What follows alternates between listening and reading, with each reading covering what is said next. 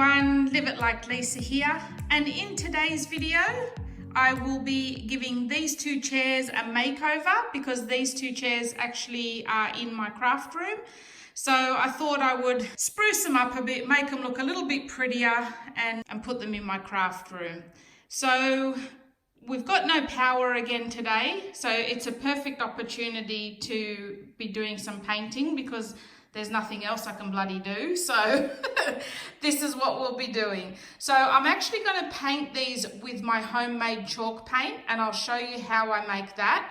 And I'll also be recovering the seat pads as well. The color I have chosen is a Taubman's color. It is called Kangaroo Paw, and it is like a blush pink skin tone type color. I'm hoping it'll look good on the chairs. I'm not 100% sure. I think it may be too dark, but we'll see how we go anyway. Even if you're doing a small project like this, picking up a sample pot for about $5. I got a bag of plaster of Paris off eBay for about $20 or $30. I can't remember now. It was a 5 kilo bag. I've done pretty much my whole house in chalk paint and I've still got this much left. So it's definitely a big saving, and especially for the fact that you can choose any color you want and then turn it into chalk paint. That's the beauty of it. That's what I like the most about it, is that I'm not limited to just the range of actual chalk paints that you get at the hardware store.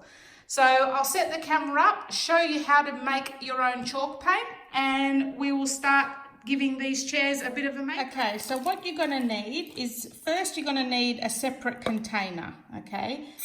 Because I don't like mixing the whole paint can and making chalk paint. I'd rather just mix what I need, because as soon as you put plaster of Paris in the paint, the paint's not gonna last as long. It's gonna harden up. So I just like to use a separate container and just pour the amount that I need in, and that way I've still got the normal paint left if I ever need it. So in your container, you want to put in 1/3 cup of plaster of Paris, and then mix that with 1/3 cup of water. So same parts water, same parts plaster of Paris. So mix this together until it's smooth and there's no lumps. This is the most important part. You don't want to just dump your plaster of Paris straight into your paint because it's not going to mix as well. So you mix it in the water first, get out all the lumps, and then you pour your paint into this tin. And now we're going to add to that 1 cup of your paint. That's the ratios. This is a 500 ml can, which is actually 2 cups. So I'm just going to put in half of this can.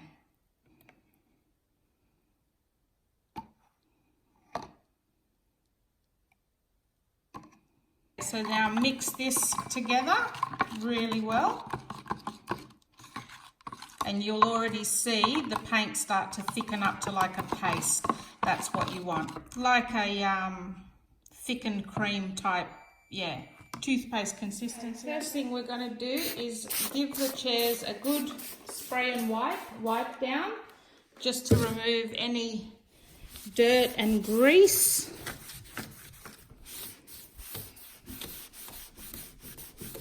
And now for the fun part.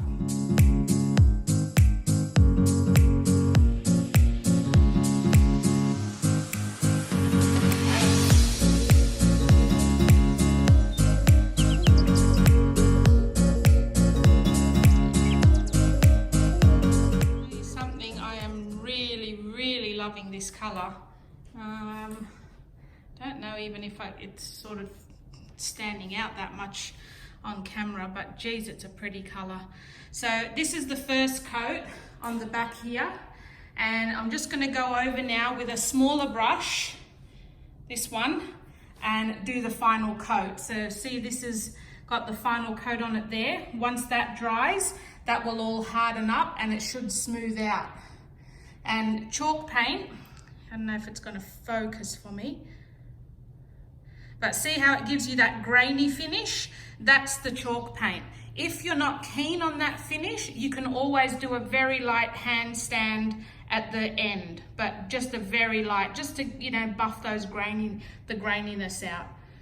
But I personally, I actually like that grainy finish. So I'm gonna put the second coats on now.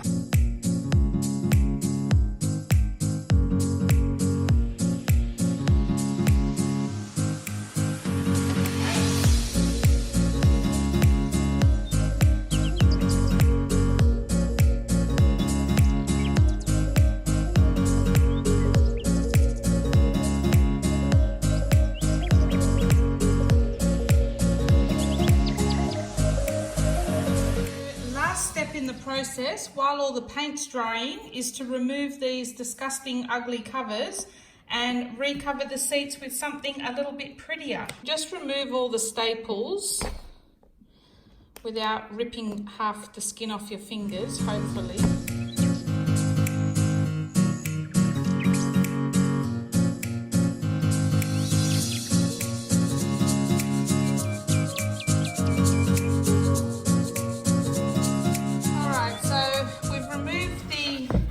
Covers from these chairs. Now the new cover I'm going with is this one. This was just a scrap bit of material that I picked up from Spotlight, and I just thought that would actually go quite nice. It was only $6 and there is 1.5 meters there, so I thought that would actually blend in quite nice with my craft room. So what we're going to do now is we're going to measure these. Hopefully it friggin' fits. I'm really upset if it doesn't. Yeah, it should be.